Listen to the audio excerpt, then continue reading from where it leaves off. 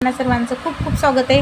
तर इथे तुम्ही बघू शकता मी ह्या भाज्या घेतल्या, तर तुमच्या आवडीच्या तुम्ही कुठल्याही भाज्या घेऊ शकता। मी इथे गाजर, शिमला, वटाणे जास्त करून आता भाज्या धुवून घेतल्या होत्या, तर मॅरिनेट करून घेऊया। सर्वात पहिला आपण याच्यामध्ये टाकूया लाल तिखट,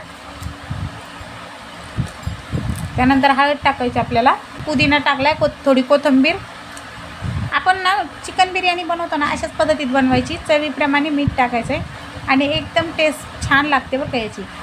जे नॉनव्हेज खात नाही त्यांच्यासाठी उत्तम पर्याय, एकदम भारी लागते। त्यानंतर याच्यात धने पावडर टाकली, आपले एक पॅकेट इथे मी हे घेतलं एव्हरेस्टचा बिर्याणी मसाला आहे, तुम्ही कुठल्याही ब्रँडचा घ्या।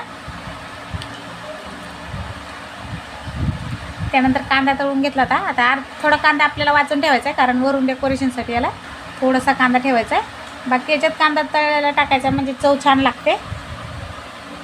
एक वाटी फ्रेश दही घेतले, दही जास्त आंबट घ्यायचं नाही। अद्रक लसणाची पेस्ट बनवून ठेवली, टाकायला विसरले होते, लगेच लक्षात आलं माझ्या। तर अद्रक लसणाची पेस्ट 2 चमचे एवढी टाकली।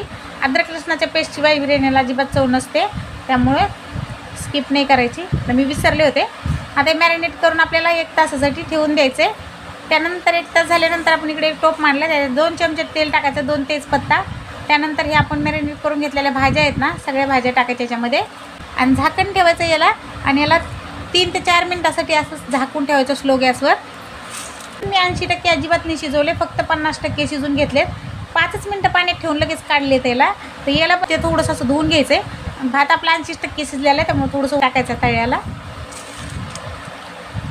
1 चमचा एवढा आपण तूप टाकूया, पुदिना आणि थोडीशी कोथिंबीर टाकली, आणि इथे बघा फूड कलर मी थोडासा येलो कलर टाकला आहे, म्हणजे एकदम आपल्याला मार्केटसारखी दिसण्यासाठी। तुम्ही घरात बनवत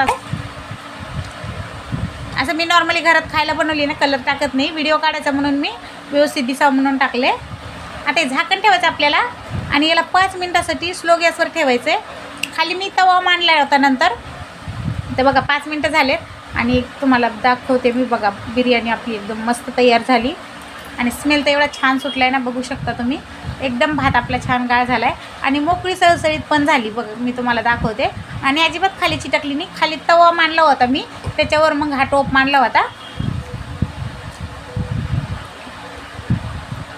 एकदम मस्त अशी झटपट भाज्या पूर्ण गाळ झाल्यात। आता